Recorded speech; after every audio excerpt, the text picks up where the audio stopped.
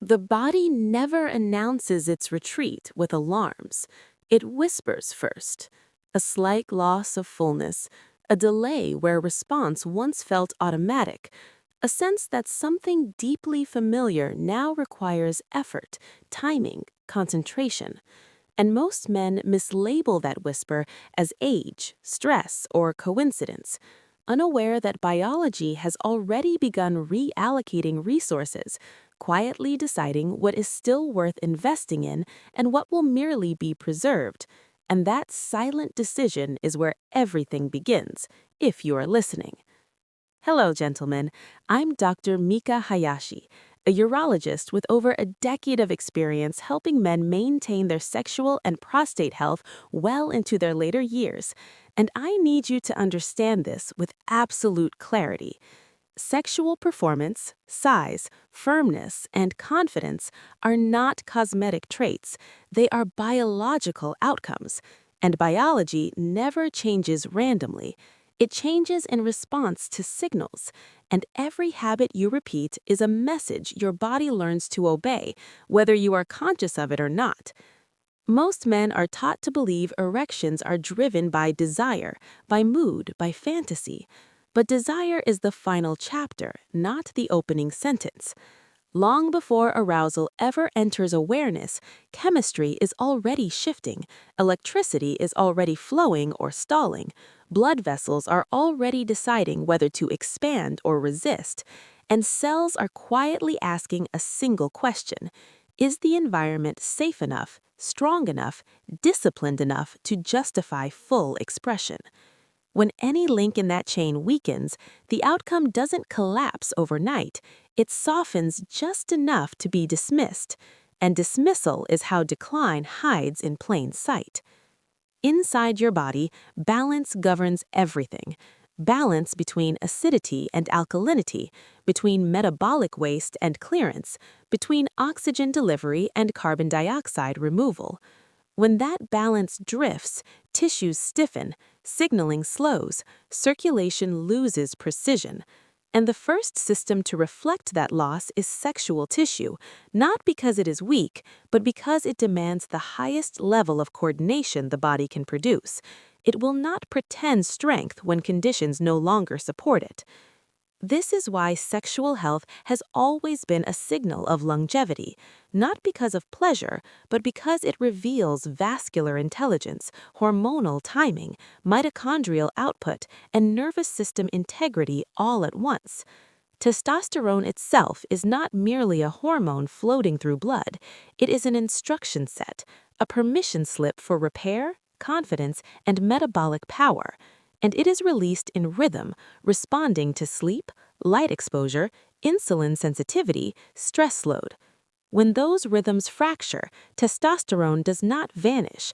It becomes mistimed, arriving late, ignored by tissues that once responded instantly.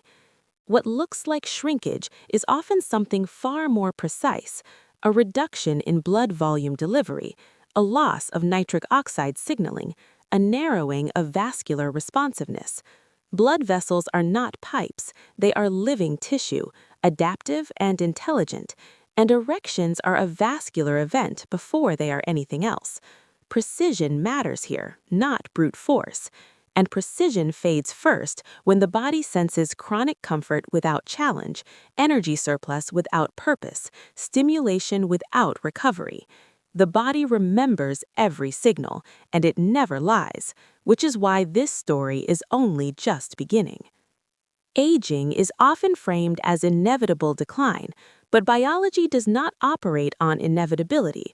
It operates on feedback, on signals, on patterns repeated so consistently they become identity written into tissue.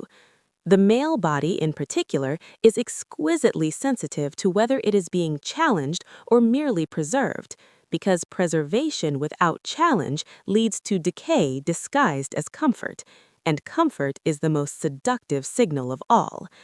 At the center of this process are mitochondria, the engines that convert life into usable energy. When they are stimulated through movement, fasting, temperature variation, and circadian alignment, they grow, stronger, denser, more efficient. When they are coddled by constant feeding, artificial light, poor sleep, and unbroken comfort, they down-regulate output, less energy, less repair, less willingness to invest in systems that are not essential for immediate survival. Sexual tissue is the first to feel that withdrawal. This is where bicarbonate balance quietly enters the conversation, not as a miracle, but as a messenger. Metabolic activity produces acid. Acid must be buffered, cleared, balanced.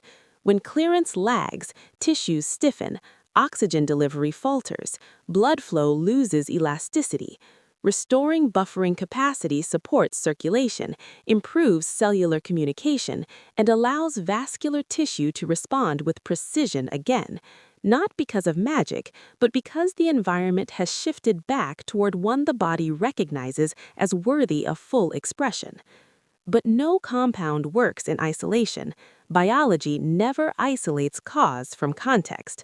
Blood flow improves when insulin sensitivity improves. Hormones synchronize when sleep deepens. Dopamine stabilizes when effort is earned rather than simulated. Exercise acts as a genetic switch, turning on pathways associated with repair, confidence, and resilience.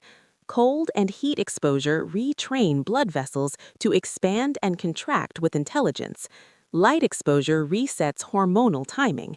Discipline rebuilds identity, and identity is a biological force far more powerful than most men realize. This is why the loss of morning erections often precedes more obvious symptoms by years. Sexual tissue is honest tissue. It cannot fake readiness when the internal environment is compromised.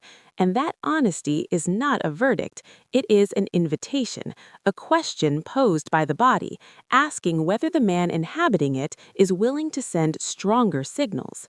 When men respond by reclaiming control over sleep, movement, nutrition, stress, and purpose, something remarkable happens. Blood flow returns with authority, sensitivity sharpens, confidence re-emerges, not as bravado, but as quiet certainty. Size does not magically grow, it re-expands to what it was always capable of when circulation, hormones, and identity are aligned. Your body is not betraying you. It is responding perfectly to the information you provide. Change the signals, and biology follows, not overnight, not theatrically, but reliably. This is how vitality is restored, not through desperation, but through discipline. If this message resonated, let it be a signal of its own. Like the video, subscribe to the channel, press the bell icon so you don't miss what your biology is still capable of learning.